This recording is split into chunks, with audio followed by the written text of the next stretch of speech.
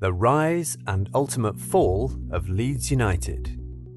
With 3 English League titles, 1 FA Cup, 1 League Cup, 2 Community Shields and 2 Intercities Fairs Cups, Leeds United are one of the most successful clubs in English football history. A majority of their success came under the management of the legendary Don Revie during the 1960s and 1970s. During that time, the Whites reached the final of the 1975 European Cup, where they lost to Bayern Munich. However, Leeds United have always been a club that experienced turbulence in one form or another. From experiencing the heights of greatness under Don Revie to the controversial 44 days of Brian Clough, as well as the training ground spying of Bielsa, Leeds have always courted controversy. However, no era of the club can measure up to their sudden rise and inevitable fall between 1997 and 2004. So rapid was their descent that, to this day, many people refer to a club's fall as doing a Leeds. It's a phrase that pretty much sums up how quickly things can change in the world of football. Leeds won the English First Division during the 1991-92 season, which was the last ever league championship before the league was rebranded as the Premier League. It was widely expected that they would enter a new era of top-flight English football as one of the favourites. However, the club went into a lull as bitter rivals Manchester United embarked on a trailblazing run under the guidance of Sir Alex Ferguson, which included star player Eric Cantona, previously a Leeds player. With a lucrative TV rights deal and a promise of global outreach, Leeds United knew that they had to think outside the box in order to satisfy their ambitions. Ahead of the 1997-98 campaign, Peter Ridsdale, a lifelong fan of the club, bought the club and took over as chairman. This was a move that would define the club's immediate and long-term future. Ridsdale wanted the club to challenge for trophies, and his initial statements were received very well by fans, who felt that it was time that the club started standing toe-to-toe with the likes of United and Arsenal, who were Ferguson's closest challengers under Arsene Wenger. At the time of the acquisition, Leeds were financially stable and had a great fan base. Elland Road was always packed with over 30,000 fans, and on the pitch, the team had already secured a place in the UEFA Cup, thanks to the presence of some truly amazing players such as Nigel Martyn, Jimmy Floyd Hasselbank and Lucas Radebe. And it wasn't just the senior players at the squad. The club's academy system was as good as any, with the likes of Alan Smith, Paul Robinson, Jonathan Woodgate and Stephen McPhail ready to step up to the task. Harry Kewell was already on a different level, with the young left-footed Australian already showcasing his worth as the team's biggest star in the coming years. Ian Hart was on the fringes of the senior side, while the £2.1 million signing of Lee Bowyer from Charlton meant that the midfield had a good box-to-box midfielder in its ranks. With so much talent already in the squad, Leeds United were all set to embark on an era of unprecedented success, or so it would seem. The arrival of David O'Leary, who followed the departure of George Graham, saw the integration of all the aforementioned academy graduates into the first team. Woodgate and Hart became regulars, while the team was given a license to thrill, something that was never seen a lot under boring George Graham. This high-tempo style was a hit with fans, and Leeds finished 4th in the league standings. The goal threat of Hasselbank was complemented by the creativity and youthful eagerness provided by Kewell and Smith, while Bowyer's presence in midfield ensured that Leeds were rarely troubled in midfield. Ahead of the 1999-2000 season, Leeds sold Hasselbank to Atletico Madrid for £12 million. The Dutchman's fee was spent on Sunderland striker Michael Bridges and Charlton defender Danny Mills, with the latter becoming a regular at right back in the coming years. While they did bow out of the Champions League qualification phase, Leeds United were quite a force in the UEFA Cup, where they reached the semi-finals in a run that also saw them defeat AS Roma in the fourth round. In the league, O'Leary's men finished in third place, finishing 22 points behind Manchester United. Overall, it was a very promising season for the club, and time was right to switch gears.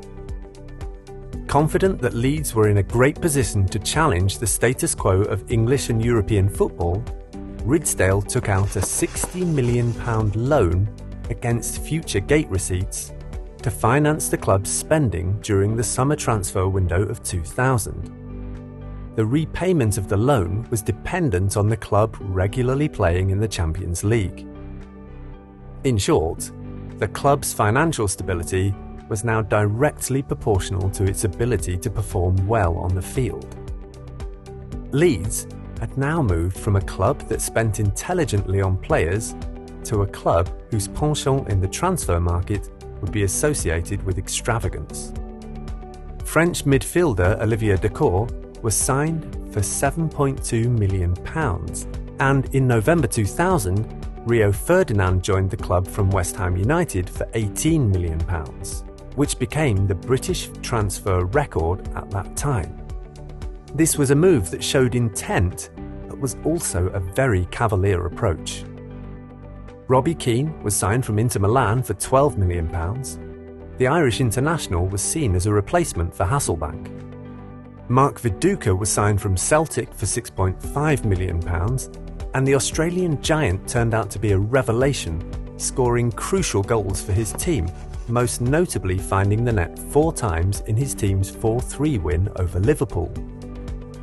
In Europe, Leeds United had quickly become the neutrals' favourites.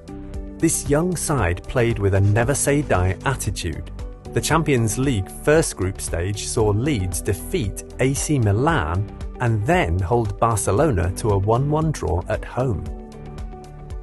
The second group stage was not going to be an easy one, but the gutsy 3-2 win over Real Madrid away from home showed that this team knew no fear. In the quarter-finals, they defeated Deportivo La Coruña 3-2 on aggregate, but their run was put to a halt following an aggregate 3-0 defeat to Valencia. The season was seen as a huge success for a team that had to face true giants of the European game. They had come out of those encounters largely unscathed. However, after finishing 4th in the league, Leeds United missed out on the next season's edition of the competition. Little did anyone know that it would have such disastrous consequences for the club. Even though they had missed out on Champions League football, Ridsdale continued pouring money on new acquisitions. Robbie Fowler and Seth Johnson were signed for £20 million. With expectations higher than ever before, Leeds bowed out of the UEFA Cup in the 4th round after a 1-0 aggregate defeat to PSV Eindhoven. Back in the league, the club was struggling to show any form of consistency. Their hopes of a top 4 finish ended following defeats at the hands of Manchester United and Tottenham. And while they did manage to win 4 of their last 5 games, they finished 5th in the league standings. O'Leary paid the price and was replaced by Terry Venables. At the time of his hiring, Leeds needed to raise at least £15 million in order to balance their books. The sale of Rio Ferdinand to Manchester United for £30 million helped a lot, but it was just a way to cover up the cracks that had begun to show. During the 2002-2003 season, reports emerged that the club was £80 million in debt and had to start selling players in order to survive. The 2003 January transfer window was one of the darkest hours in the club's history. Lee Bowyer joined West Ham United for £300,000. Jonathan Woodgate was sold to Newcastle United for £9 million. Robbie Fowler left for Manchester City for £6 million. In total, the club raised £52.3 million through player sales during that season. Fans were outraged at the sale of Woodgate, who was a homegrown talent and a crowd favourite. A press conference following the defender's departure was every bit as depressing as you could imagine, with Ridsdale cutting a forlorn figure alongside a sad Venables. The owner admitted that his club was now paying for living a dream. With the club in debt, Venables was sacked and replaced by Peter Reid. In the league, the likes of Kuehl, Smith and Viduka played for the cause, helping the clubs to stay in the Premier League.